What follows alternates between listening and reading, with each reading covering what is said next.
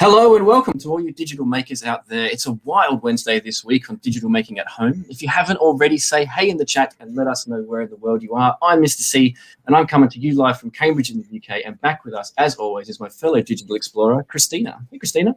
Hi, everyone. Hi, Mr. C. I'm joining from Nebraska in the USA. And thank you to everyone joining from all over the world once again for another great episode of Digital Making at Home. Great to see you, Mr. C. Great to see you too.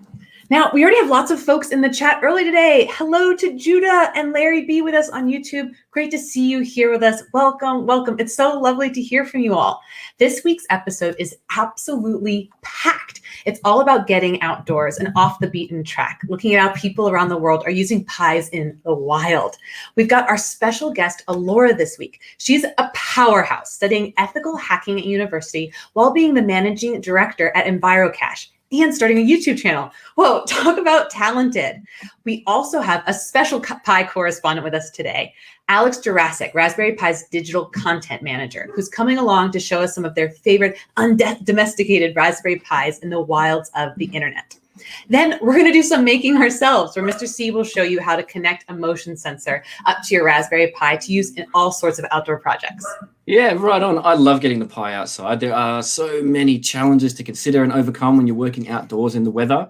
For those of you who are with us for the first time this week, welcome. Thank you for being here. Digital Making at Home is all about helping young people change the world by making their ideas real with technology. Every Wednesday, we make cool gadgets together. We see amazing digital making projects from young people worldwide. We chat with incredible inventors and makers from all over the globe. And we love having all of you here with us each week, making, inventing, and chatting about tech. We broadcast every episode live to YouTube, Facebook, and Twitch. Your comments and questions pop up in front of us during the stream, and we love hearing from you each week during the show. Feel free to jump in, ask questions, chat with each other, or let us know your opinion. Definitely. We love hearing from the crowd. Whenever someone teaches us something cool, corrects a mistake that I've made, or has a great point to make, we love shouting out your contribution. So please keep the comments and questions rolling in. It's really nice to see John Lee's in the chat early today. Great to have you making with us as well, mate. And that's speaking of getting in touch. Our friend Fergus sent in an awesome video for us to show you all. Check it out. Hi, Christina. Hi, Mr. C. It's Fergus here from Isaac Computer Science. I hear you guys are doing a show about using pies in the wild, or to capture pictures of wildlife for digital making at home. And I wanted to just call in to share with you a little bit about a nature cam that I've put together myself. So here it is. It runs using a Raspberry Pi 0W and the camera Pi module. And you can buy this as a kit. Ready to go with all different components. But then you need to put them all together yourself, and also have to build the case for the camera.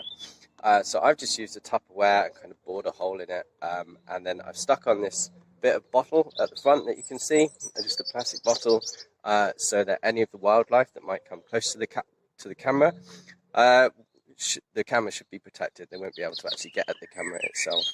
And then once it's all up and running, you can then log on to the wireless generated from the Pi, and set your camera to capture video or to take photos. And the next thing to do is just to put it in position somewhere where you can get some shots, and off you go.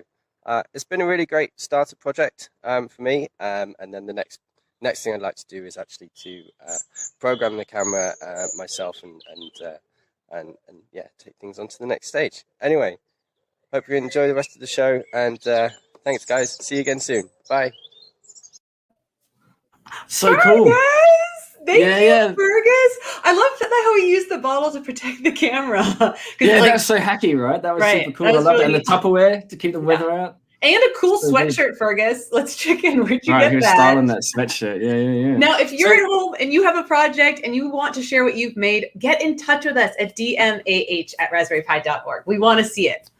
Absolutely. And before we bring on Ellora and Alex and see some amazing gadgets, do us a quick favor and just click subscribe. Having you on the team really does make a difference to us getting the word out about the shows we're doing. So help us keep making free content that you like just by clicking that little button, or head to rpf.io/sub to get updates on all of our new content as it comes out. Yes, subscribe. Join this amazing global community. And I mean global, look at the chat. There are folks joining from all over the world. Now, I have to ask Mr. C, we're talking about pies in the wild. Do you have any Raspberry Pis out in the wild right now? No, if you remember, I did have the one that was out in the shed that was taking a time lapse of the crest growing inside the Hulk head, and I sort of disassembled that one. But no, I've had a big feral tomcat move into my neighborhood. He's like living over my back fence. He's massive, like he's this huge thing, like a little lynx-looking cat. He's like big thing, and I found him roaming around inside my house, like he owned the place the other day. So I'm going to create a cat camera, and I want to see when that cat comes and goes. I'm going to make sure my doors are closed, but see where he lives and where he goes off to and stuff like that. Just try and work it. Oh, I love that. You can make a cat cam, and I'm going to make a Cassie cam. And that's something Awesome. I've been talking about making, and I'll learn how to do it today. And definitely, I want to say hi to folks. I see Thomas in the USA, South Carolina. Welcome back, Thomas. Eddie's Tech, Supreet, Victor. If you're joining us for the first time, say hi. Let us know. And also welcome. We're so excited you're here. We're a community of learners, inventors, creators coming together to change the world with digital making. Subscribe and join the digital making adventure. Yeah, please do. And so, shall we bring Ellora on now and have a chat with them? Yes. Ellora, are you there? Hey. Hello. Hello. Thanks for being with us today, Ellora. Oh, thank you very much for having me. Now, Ellora, we found you because of your super cool YouTube videos teaching people about Raspberry Pi. How did you first get started using the Raspberry Pi computer? So I first got started with the Raspberry Pi computer way back when I was in my third year of high school, I think. So like 14, 15 years old. And I was kind of interested in taking computer science at school, but I hadn't really done much before. And I would just kind of wanted to try it out. And my teacher gave me a Raspberry Pi to take home and a little screen and mouse and keyboard.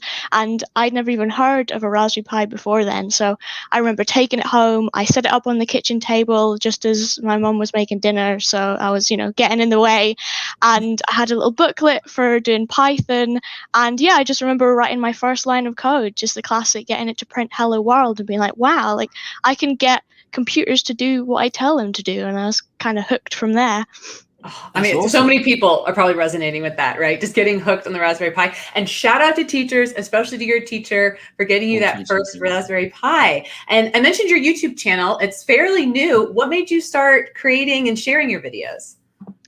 Kind of a mixture of things, partly because, I love YouTube. I watch loads of YouTube videos and I just thought it'd be really fun to try and do it myself, but mainly because I kind of wanted to get back into like really making stuff and learning things again. I've kind of let it, slip at the wayside with uni and everything, and I just wanted to get back into it. And I thought YouTube would be a really good way to, challenge myself, learn some new things, and just share what I'm making. And it's been really, really good. Like people interacting in the comments and stuff, especially my soldering video that I did recently. Loads of people are giving me tips on like what to do better next time. So it's been really helpful for me as much as I hope it's helpful for other people. Definitely. We've got the link to your channel just showing up now. There's a short link there. If you want to check out Ellora's channel, just go to rpf.io/Ellora and have a look at some of the amazing stuff that she's doing out there. So we heard that you're the managing director of Envirocache. How did that happen? And can you tell us what Envirocache is? Yeah, so Envirocache is a mobile app that's designed to get kids and adults alike outdoors, active, and educated about the world around them. So the idea is you can use the app to search for walking routes near you and follow them along, and hopefully other people who have uploaded the routes have tagged points of interest. So that could be anything like a common flower that you'd see, a sculpture, a geological point of interest, maybe even some wildlife that frequents the area. And the idea is it's a kind of an online nature treasure hunt, and you go around, see what you can spot, you earn points, there's a leaderboard, you get little badges within the app, and it's essentially kind of gamifying the outdoors, and it's just a fun way to interact with the world around you. And so Envirocache came about again when I was back in school. This was also when I was first trying out the Raspberry Pi. I took part with my friend here, Marianne, with the Apps for Good course. We did it at our school, and basically Apps for Good is a competition that they run throughout schools where you're tasked with solving a problem with an app. And our kind of problem that we came up with was that kids weren't going outside enough, and we knew we couldn't get rid of technology, so we wanted to find a way to marry that, and that's where Envirocache came along. And yeah, it didn't get through to the final, but we got such good feedback that it kind of spiraled from there, and we're still working on it today. I love that. So you gamified outside. I think that's so cool. Like, yeah. We just posted the link there. Check it out, folks. Is there like a user base so that can submit as well? Like if I installed Envirocache today and like headed on my holiday next week, then could I add things when I get there, like the place that I'm going and doing walks and things like that? Yeah, definitely. The whole idea is that we're kind of wanting to build a community, and so you can upload your favorite walking routes or anything new that you find. You'll earn points and badges for that as well, and obviously other people can search for them and walk for them. So the idea is that we'll build a community of people uploading walks and walking routes and sharing and yeah, all that stuff. Done. I'm in. You got it. Ellora, I'm gonna start uploading my things. Ellora, you're at university right now studying ethical hacking. That sounds really cool. Could you explain to folks at home, to us, what is ethical hacking? Yeah, so ethical hacking is obviously, it's hacking, but it's the good side of things. Basically, the idea is that we, throughout this degree, learn how to hack into things, and sort of jobs that ethical hacking might involve is where companies or organizations hire you to try and break into things, whether that's a website or their like work office computers or even like buildings themselves. And yeah, so the idea is that we're simulating being the bad guys. We're going in, we're figuring out how we could break into their systems and potentially cause damage, but the difference is when we break something, we stop there. We don't cause any damage, we don't do anything illegal or bad or anything, and then we report that to the people who have hired us and tell them how they need to go about fix it so that the real life bad guys can't get in. So cool. I love it. Yeah, that's the best. I think ethical hacking is an amazing thing to study. I think there's such a huge future in it as we become more cyber aware and as like society moves more towards that digital side, like our lives are controlled by it. And we need people like ethical hackers to be able to tell us what's safe, what's not safe before we start trusting these systems. Like hats off to you for doing that. I think that's super cool. I was just going to ask, like, what are you going to build next with your Raspberry Pi? I have some very cool ideas. Back in my first year of uni, as part of a project, I made a little mini like magic mirror. So having the like two-way perspex and a little screen behind it that gave me weather information, and it was very kind of raggedy and held together with blue tack and stuff. So I'd really like to do that again on a bigger scale and like put a lot more work into it. I also have an idea to do some stuff with some Lego, which I think would be really cool, but I'm going to save that for a surprise video. And I'm going to upgrade my grow hat, I think, at some point too. I'm hoping to add small plants, maybe get some 3D printed things to hold the tubing up to the plants, and yeah, upgrade that too. And I've got so many different ideas. It's a case of just figuring out when and how I can do them. Cool. Tell us a little bit more about the grow hat. What is it? What have you made with it?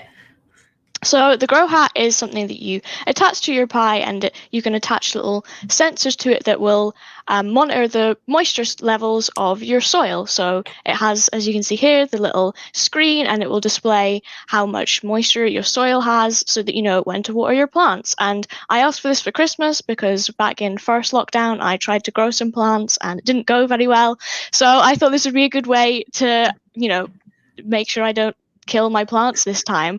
You can also the coolest thing about it, I think, and the thing that makes it the most useful for me anyway, is that you can add water pumps to it and set up a little reservoir and set it to auto water your plants, which for me is just perfect because that's the reason I killed my plants.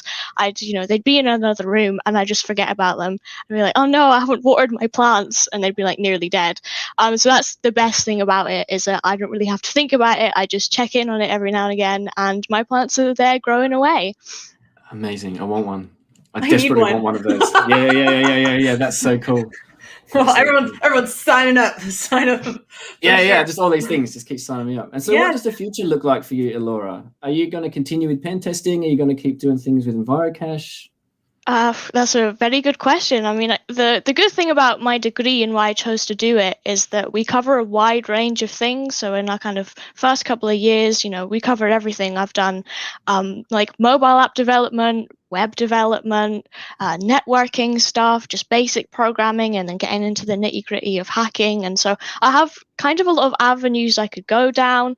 I have a few different options in mind. I know that the NHS Digital down in England does like a graduate scheme, which I'm really interested in. I think it would be a really good use of my skills. It'd be really nice to kind of know I was in some way making a difference to people's lives. There's also, I could go down the more kind of creative route in that making apps. Obviously with Envirocache, that's something I'd like to do, or websites. And then it goes without saying I'd love to do something Raspberry Pi related. So yeah, I graduate in a year, so I'll be keeping an eye on any jobs coming up. Awesome. Hear that, team? Search the Raspberry Pi. Yeah.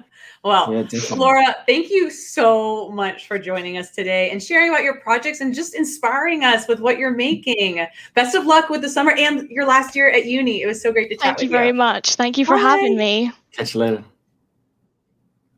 Man, Laura's so cool, and all those amazing things she's up to. I'm inspired to start some projects for sure. Yeah, I know what you mean. I'm going to jump on board with her projects too. I want one of those grow hats. I want like the Envirocache thing. I'm going to do that on my holiday in the Isle of Wight. I mean, there can't be enough hours in the day to do all the stuff that she does. Speaking of, we've got to get moving, Mr. C. We're going to fit everything in. We've got a lot to get done ourselves today. Yeah, I know. Okay, so we've got another Pi correspondent on the show this week, everyone. Alex Jurassic, the digital content manager for Raspberry Pi. Alex, are you there? Hey. Hey. Alex! So I was just watching Ellora's YouTube channel. So Nice. no, it's really nice to see you all. Hi. Yeah, Alex, hey. it's so great to see you. What have you got for us today? I understand you've got to showcase some awesome Pi projects for us to see. I have, starting with penguins. Yes, Who all doesn't the love best. penguins? Oh, yes. This is a project originally called Penguin Lifelines. It's now called Penguin Watch. It's in collaboration with the WWF and the British Antarctic Survey, and it's an amazing citizen science project, so anyone can take part across various penguin colonies in Antarctica. There are Raspberry Pis set up with cameras. They take photos of penguins, they send them back to the Penguin Watch website, and then you can go on there and you can go in and you can click, that's a penguin, that's a chick, that's an egg, and you're just helping them to understand how these penguins are doing in their environment, how their environment and their behavior is changing. So this is one of my favorite projects. It's been going on for years, and I often just find myself, if I've got a spare 5 or 10 minutes, I just jump on the website and just go for hunt for penguins. Yes. Okay, Mr. C, we know what we're doing after the stream today. Oh, don't even. That must be so zen. All right, Alex, what's next? Next is Miguel the Electric Eel. So Miguel lives in Tennessee, in the Tennessee Aquarium in the USA. I don't know if you know this about electric eels, but Miguel can discharge up to 860 volts of electricity. That is the equivalent of 7 times the amount of electricity you get out of a socket on a wall. You don't want to be going anywhere near Miguel. But what a team have done, the interns at the Tennessee Technology University have set up sensors in Miguel's tank. So when he gets excited and he starts discharging electricity, the Raspberry Pi connected to those sensors send tweets to his Twitter account. So you can follow him on Twitter. It's Electric Miguel, and he just sets off tweets a couple of times a day when he's excited, when it's time for dinner, and you'll see all the tweets from Miguel. Oh, Alex, I'm so happy you're here. Okay, we've got penguins, we've got Miguel the Eel. What's next? Green sea turtles are next. This is the same team that were doing the penguins. They've set some Raspberry Pi Zeros and cameras onto the backs of green sea turtles, and we're currently riding on the back of a sea turtle at the minute. What this allows them to do, this allows them to not only track the journeys of the sea turtles, but because it's taking video, it allows them to track what's in the water with the sea turtles. So you've got things like marine litter and plastics, but you've also got changes to their environment caused by construction and pollution. So this is a way for them to basically see what's happening with the sea turtles and just make sure everything's running smooth for them. And we get to see amazing footage like this as a result. This is one of the most relaxing things I've ever seen. Yeah. My heart rate is just like decreased. I'm so mindful. Like, this is beautiful. This is. Oh, go ahead. No, I was just going to say, if you find the videos, there's one where it kind of looks back as well, and it's just, you see this little sea turtle face. Beautiful. Yeah. All right, what's our next one? I'm loving this. All the pies in the wild. Oh, so good. Yeah. Next, we're off to Indonesia, to Borneo. So in the Bornean rainforest, they've set up various solar panel-powered Raspberry Pi recording stations. And what these do is they record sound from the Bornean rainforest, and you can go onto its Safe Acoustics. This is another funded by the WWF project. You can go on the website and you can listen to the rainforest at any time of day. So you can go in at like 4 o'clock, 5 o'clock in the morning and listen to the dawn chorus, or you can go in late at night and hear all the critters that are walking around the rainforest. And this is deep in the rainforest where there aren't any people. So these are just the animals and the birds and everything just doing what they're meant to do when there's no people around. So this is Safe Acoustics if you want to check that one out. Their website is wonderful. I often just put it on, listen to the Bornean rainforest while I'm doing my work. It's a bit like listening to the sound of rain when you're trying to sleep. I'm loving the ability that like the Raspberry Pis are both connecting, like gathering data, getting information, but also connecting us with what's going on, connecting us with the penguins, helping us be a part of that, connecting us with Miguel, connecting us with the rainforest. Where are we getting connected to next? Next, we are over here in the UK. So it is illegal to disturb bats. If you've got roosting bats in old buildings or in trees, for instance, they are legally protected that you cannot knock down that building or that tree if there are bats roosting in there. So what we find is a lot of people use Raspberry Pi and various other sound and visual pieces of technology to make bat detectors. So they can go around in the dead of night and they can listen for bats, and they can see if there's bats in the local area, which again helps with conservation. What's so great about this is it also helps people to protect those bats that are in work sites, you know, in old buildings or in trees that are getting knocked down. So we're with bats. And moving on from the bats, we're off to the bees. So we see a lot of people also use Raspberry Pis in beehives. So as most people know, there's a decline in the amount of bees that are in the world because of things like pesticides and fertilizers. But there's also other things that affect bees. There's these little mites that get into hives and they destroy hives. Or there's something else called colony collapse disorder, which is where a whole colony, they just die and no one knows why. And it's really sad. So what people are starting to do is they're using Raspberry Pis and they're setting up cameras, temperature and humidity sensors, movement sensors, everything they can to figure out what's going on with the bees, just to keep an eye on them, make sure they're happy, make sure they're doing good. And they're then also sharing that information with other beekeepers so that, you know, they can make sure that all their bees are happy. What's nice about this is there is equipment out there that you can buy and, you know, just put it in your hive and leave it. But what using the Raspberry Pi allows you to do is decide what it is you want to monitor and how you want to monitor it, and probably save some money in the long run as well. You know, you don't want to buy something, a bit breaks and you have to rebuy the whole thing. With a Raspberry Pi, with any tech like that, you can just buy one bit and replace it. So that's why these do so well with the bees. And so cool. And I'm sad to say, but you have one more, which I don't want it to be the last one. We're off to Germany for the squirrels. This is the Squirrel Cafe. So this is a squirrel. It's got full of nuts for the squirrels. This is a guy called Carsten Dannett. And what he's doing is he's using squirrels to determine what the weather's going to be like throughout the year. And he does that by using the Raspberry Pi to detect and take photos of when the squirrels are taking nuts, how many nuts the squirrels are taking, how many squirrels there are. And using that information, Carsten has been able to detect how cold the winter's going to be that year because of how many nuts the squirrels are taking and hiding for hibernation. And so far has been completely correct in their assumptions of what the winter's going to be like, all because of the squirrels. I know, it's so good. And they're actively wanting to add more to it. So they want to add a scale so that they can see how many nuts are being taken at a time via weight, and also just add other bits. They want to do squirrel image recognition so they can see the different squirrels and they can go, oh, that's this squirrel and that's that one, and they can determine how the squirrels are coming in as well. So the Squirrel Cafe, again, these photos get uploaded to their Twitter account. So if you look for the Squirrel Cafe, you'll be able to follow these on Twitter. Amazing. This Yeah. is so cool, Alex. Oh my gosh. And we'll make sure we'll add all the links into the description on this episode of the stream. I mean, we saw eels, we saw turtles, bees, squirrels.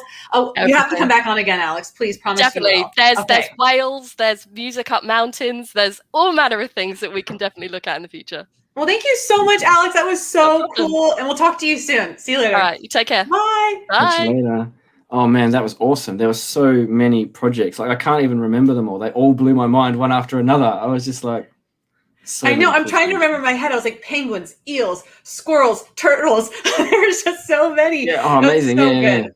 All right. Well, let's teach folks how to make their own camera, their own wildlife camera. Let's jump into it. Yeah, totally. I mean, an easy starter to get you moving outside is like making a bird box that can take pictures, which is a really simple thing. It's basically just a camera and a sensor to set it off when something activates the camera or the sensor, sorry. You could use a UDS or a PIR for that. Hold on, Mr. C. What's a UDS and a PIR for folks at home who are new to this? Right, cool. So a UDS is an ultrasonic distance sensor. So we've used one of those before on the show. I think you remember we used one with the Pico to detect distance. It sends out like a little echo in ultrasound and waits to see how long it takes to ping it back, and it can tell you how far something is from that sensor. And a PIR is a passive infrared. So that uses like infrared radiation to detect the things around it and like take a little snapshot. And then at a certain interval after, it takes another snapshot and compares them. If those two photos are slightly different, then something with infrared radiation on it has moved. And it says, oh, something's moved, that's motion. So that's just a motion detector. All right, well, let's jump in and get started. What do we need? Okay, so really easy. You just need a Raspberry Pi and a PIR and a Raspberry Pi camera if you have one.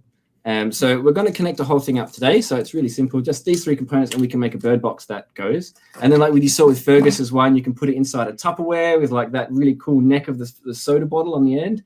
Very clever idea to stop things getting inside there. But that's it. So should we crack on with doing it? Yes, let's do it. And before we start, though, can you say hi to Supreet? Supreet really had a request to have Mr. C say hi to them. And so yeah, Supreet, shout out. What's up, Supreet? We're so happy you're here. Yeah, man. Got that hello. And John is saying, please share the links to all these cool like pies in the wild. So we'll definitely share those, John, for sure. Absolutely. All right, show us what we're doing, Mr. C. Okay, so once you've got your your three components, attach your camera. Remember that you have this shiny bit of the camera ribbon away from your USB terminal blocks and things like that. And then you need to wire up a very simple thing, which is just a PIR sensor. So you've got your little PIR sensor, which is your passive infrared. So that's this sort of thing here. Okay, it's like it's got a little dome. And if you take the dome off, they just pop off really easy. And you can see underneath there's like, it's almost like a little camera in there that detects infrared radiation. And so that there, it's got 3 pins on it that come off the edge. And as you can see in my circuit diagram here, we attach one to the 5-volt pin on our Raspberry Pi to power the little sensor. We attach one as a control. So that's the one that gets the signal. Okay, so that sends to our Raspberry Pi. And then we have our third one, which is connected to a ground pin. Any old ground pin on the Raspberry Pi will work. And so you can see here on the worktop that I've got one that I've wired up previously. And you can just have a look at that one. So you see I've wired it up to my 3 pins here. Bring that up. It's just here. So I've got it on pins. The 5-volt there, I've got a ground, and I've got pin 17, which is what I'm going to be using in my code. I've got my little Raspberry Pi camera here with its 3D printed case, the one that I pulled off of this used to be on the surrogate robot that we made the other week. Right. And you made that 3D piece, right? Yeah. It's really easy. Tinkercad, just do like some really little 3D shapes, and you can adjust it. And then once you've got this shape, you can take another shape and like just meld them together into make a whole new shape with them. Yeah, it's a very handy little toy. So I'll take that and point it at me. And then in this bag, so this bag here, because it's a motion detector and it's looking for any change, if I have it out and I'm moving and talking to you, it'll be detecting movement all the time. So I've hid it in this little bag so that it basically can't see anything. I've blinded it. I've put a blindfold on our sensor, Christina, so that I need to add this to like my tips from Mr. C. Like there's the pizza one, like the pizza box one. There's the bag on the sensor. Yeah. Anything will work. You can use like an upside down coffee cup or like a paper cup, anything you want that will just blank it out basically, so that all it can see is uniform something, and then you'll be okay. Even a hat would work, or a jumper, anything just to cover it completely. And then once we've rigged it all together, once you've wired it up, very simple, like I say in the diagram, it's a very simple bit of code. So I've got my Raspberry Pi up, and I've got my Mu coding window open, or you can use Thonny or anything that you like to use. It doesn't really matter. But in this one, we're going to start off. So the library we're using today, and we've used it before, is GPIO0, which is a really super cool library that we use with Python, which makes everything really easy. So when we used to work with GPIO pins, it used to take so much code to make anything happen. You had to like say, this is the pin I'm using, and it's set up like this, and this is what I'm going to do with it. Now, GPIO0 just does it, right? So we're going to use that. So from first typo of the session, from GPIO0 import, and we're using a motion sensor. So what I'm going to do is I'm going to bring in the book. So remember, I'm telling it, go and get these modules for me, bring them back in so you understand the instructions that I'm about to give you. Okay, the other thing we're using is a camera. So I also need to import the whole module for that. So I want Pi camera, and remembering with Python that your capital letters are very important. If you miss just one capital letter, like if I didn't have the capital S here in motion sensor or the capital C in Pi camera, it will tell me, I don't know what you're talking about. But that error will come up. So it will show you in the shell. If you get that error, it will just tell you that's a problem. You can go and fix it. But okay, so I've got those two things. What else do I need? So I'm going to have a script that kind of just does one thing and effectively runs forever. So I need this thing called pause, which means when I get to the end, just wait at the end there and keep doing the thing that you're doing. And so that is a special thing that I have to bring in. And I want that, and that comes from signal. I need pause. Okay, so when you're working with GPIO0, it's usually a good idea to bring pause in from signal because we use it all the time. Because GPIO0 is so simple, when you write the script for it, if you don't put pause at the end, it just runs through and does it once and stops the script. Okay, so we need the pause on the end, and I'll show you when we get to it. I'll remind you that we've done it, everybody. And then the last thing I want is if I want to be able to save all of the photos I take when they're taken, we need to import another module, which we used when we did the Hulk Tiki time lapse. We need date time. Import import date time. Cool. So they're all the things that I'm going to use. These are all of my imports. That's the first chunk of my script done. Do you remember what the second chunk of my script is? What's the next thing I have to do? I don't. Set up. All right, so we've got all of our imports. Go get the things you want, the things I'm going to throw instructions at you, bring them back. The second chunk is all of the variables I'm going to use and all of the functions I want to define. I'm going to define everything in my second chunk. And my third chunk is do the thing I want you to do. So the first things I'm going to do is I'm going to say I have three things. I have a Pi, I have a camera, I have a sensor. So the camera and the sensor need to be brought into my script somehow. So I'm going to say PIR is going to be my motion sensor. And I'm defining that now. Okay, so this is part of the library that we imported in GPIO0 because I went and told it, get motion sensor. I'm going to tell you what motion sensor is. It went and got it, and now I can just say that. So whenever I say PIR, what I really mean is the motion sensor connected to pin 17. Okay, and that can be any number. If you're connected to pin 12, use pin 12. Doesn't matter. As long as it's not a ground pin or one of the power pins, you're fine. Okay. Next bit, my camera. So I want to be able to call my camera. So I use this. I say cam because I like to use the word efficient, but many other people might say lazy. So I prefer not to have to retype things or use more letters when I don't have to. But I wouldn't use a variable that was like 1 or 2 letters in case you make a typo and you get the wrong thing pulled in. We talked about that in the past. So I need this Pi, camera, and both brackets. Okay, so whenever I say cam, what I really mean is capital P-I, capital C, camera, bracket, right? I don't have to type that every time now. I just type cam. It's much, much easier. And I can also set the resolution of my camera in this instance. If I want to have some high-def photos taken of birds or of, excuse me, the big old tomcat in the back garden, then I can set that to be quite high, and I'm going to tell it to do that now.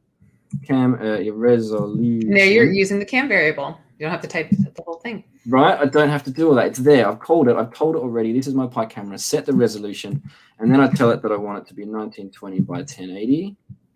And that's HD photos. Okay, so they're 1080 photos. Excuse me.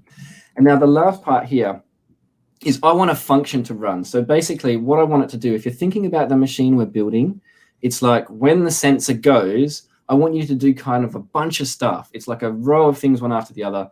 And we want you to say, so find out what the time is, show me what you're looking at, take a photo, tell me you took a photo, and then stop showing me what you're looking at. Right? So that's a whole function we need. So I'm going to define that now. I'm going to define def, my function, and I'm going to call that catch a cat. Right? So when you see the cat, you're going to take a photo. So that's my You see I get the indent after the colon, very cool. And now I tell it that I want to make a timestamp, and I want that to be date time dot now. What, not a dot, that's a comma. Okay, cool. So it's going to pull in this now. It's going to find out what the time is. It's going to say, okay, work that out, call this timestamp, but I need to stringify my time. And then I want it to be, well, let's see. You need some of these. You need one of those. So days. Right, let's set the time. Year. Put that in it. That one. Hour. Minute. Second. And then call it. So that's what it's going to set as my timestamp, and then close my bracket. Just check that's all good. That's what I need. Yes, fantastic. That's my timestamp. Then I want my camera to show me what it's looking at. And if I'm running headless, it doesn't matter. So if I don't have a screen connected, it doesn't matter that it's showing me a thing and there's no screen. But when I do have a screen connected, I want to know what it's looking at. And then once I've seen what it's looking at, I want it to take my picture. So cam.capture, which is the thing we give it. And then we give it an F string. Again, it's just best practice. We spoke about it the other day, why we use that. So home / pi / cat pics / timestamp .jpeg. Okay, cool. So what it's going to do there is I've told it where to put my photo that it takes. So it's got to go to a folder called cat pics. So before I forget, I'm going to make a folder called cat pics. Right, otherwise it won't go anywhere and it will tell me that file doesn't exist. Cool, folder called cat pics, waiting for photos. Excellent. Okay. Next chunk, cam.capture. It's going to take my photo. I want it to tell me that it's done that in the console.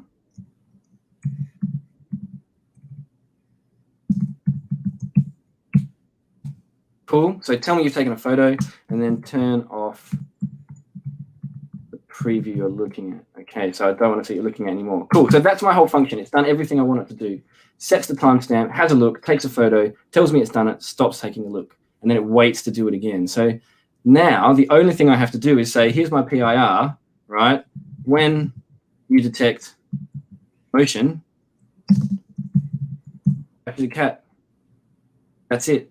Right? So because we've told it what cat is, we say when your motion detector gets motion, do the thing I've told you to do all of those instructions one after the other, and then the all important at the end. I was waiting for that. Sure that your script doesn't end. Okay, so all of that there, let's just check it to make sure I've got no typos. It doesn't look like it. Nothing is showing up red, but you never know till you run it. So save our work. We'll call it cat pics, and then we will run it. So the camera's looking at me. I've got the motion sensor in a bag. So if we switch across to the worktop, when I pull out the motion sensor, it should. Moment of truth.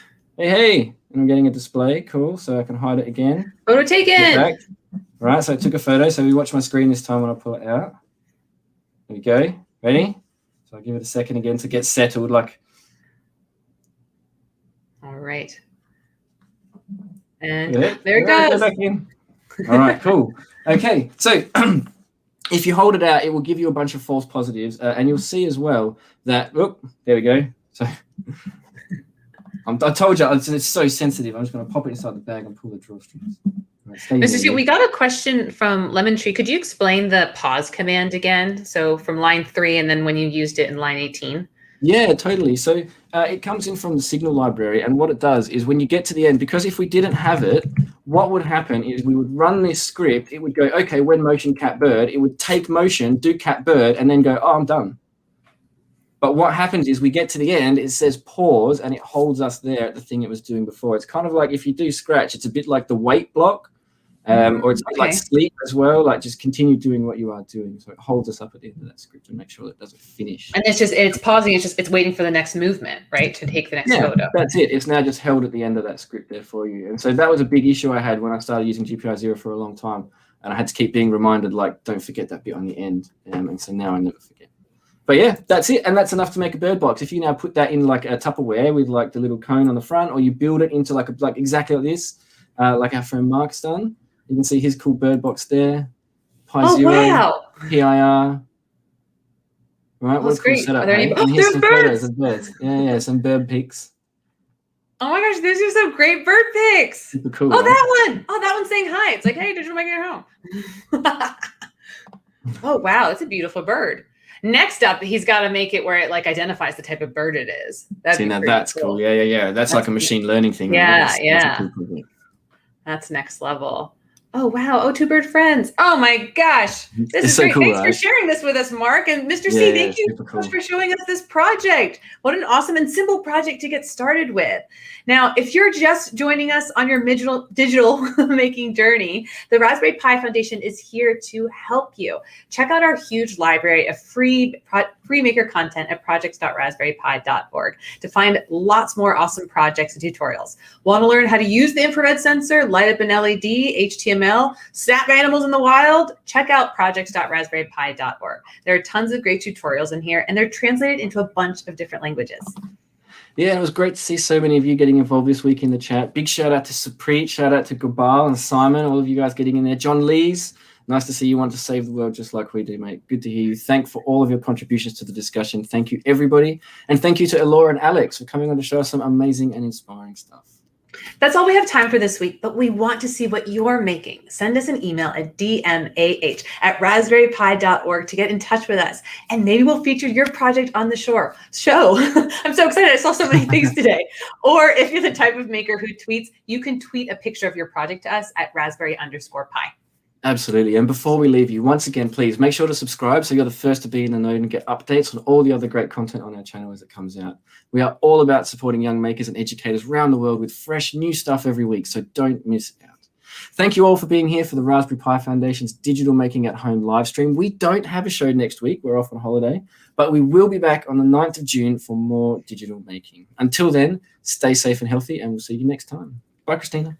Bye. Catch you later, Mr. C. Bye, everybody.